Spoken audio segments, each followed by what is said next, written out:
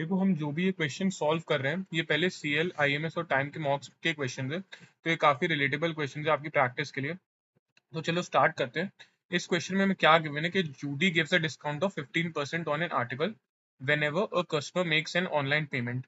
मतलब अगर कस्टमर कोई ऑनलाइन पेमेंट कर रहा है तो उसको 15% का डिस्काउंट मिल जाएगा। If she marks up the price of an article by m% in order to make a profit of p%, where m and p are integers and p is less than 100, then which of the following is not a possible value of m? तो इस question को solve करने के लिए अगर आपको वे नहीं पता है, मतलब एक वे जो होता है क्वेश्चन सॉल्व करने का, अगर आपको वो नहीं पता है तो आपके लिए थोड़ा ये क्वेश्चन डिफिकल्ट होगा। ऐसे नहीं कि सॉल्व नहीं कर पाओगे इक्वेशन के थ्रू, इक्वेशन बन जाएगी पर उसको बनाने के लिए में थोड़ी दिक्कत जाएगी। देखो इसके लिए इन जैसे क्वेश्चन के लिए बेस्ट वे क्या होता है, एक तरफ कॉस्ट प्राइस लिख दो और एक तरफ क्या लिख दो, सेलिंग प्राइस। अब एक एक पॉइंट को उठाते हैं। जैसे पहला पॉइंट क्या देखा था कि 15% का क्या देता है, डिस्काउंट।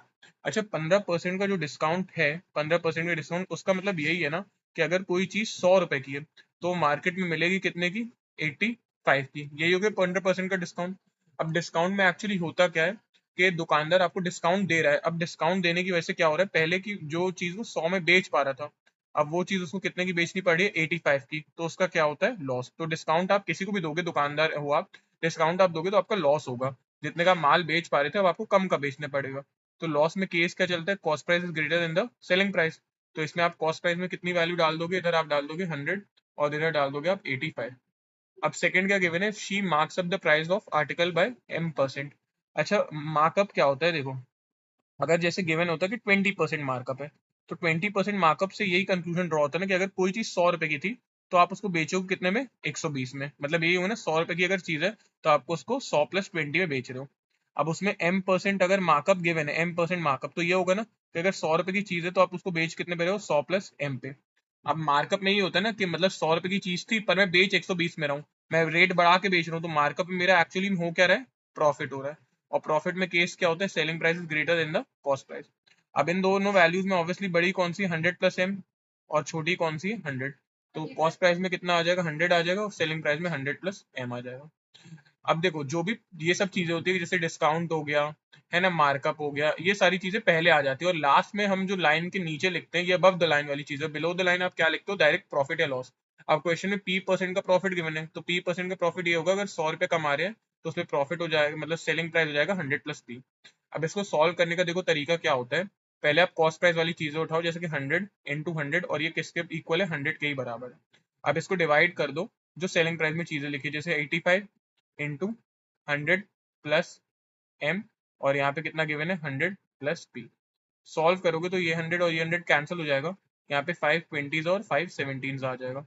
मतलब जो अब नंबर बचेगा आपके पास क्या रह जाएगा, सिर्फ 20/17, और यहाँ पे हो जाएगा 100 + m, और इधर आपके पास 1/100 + p।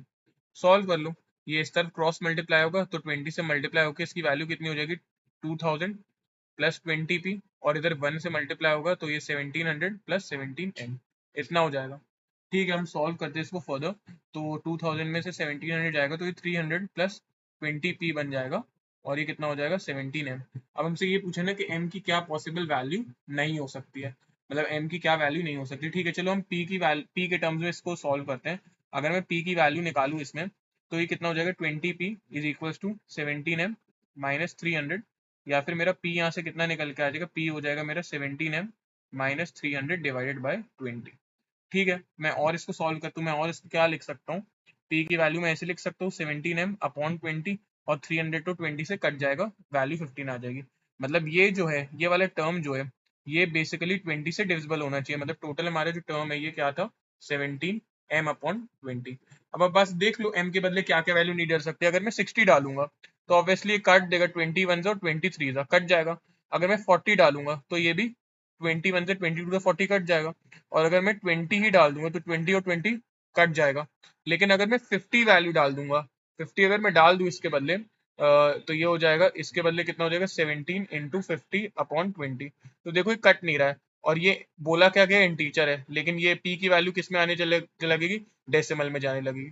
तो ये इसकी पॉसिबल वैल्यू नहीं हो सकती। तो इसका सही आंसर क्या हो जाएगा, 50 हो जाएगा। इसी तरह की वीडियोस देखने के लिए चैनल को सब्सक्राइब करना और वीडियो को लाइक कर देना।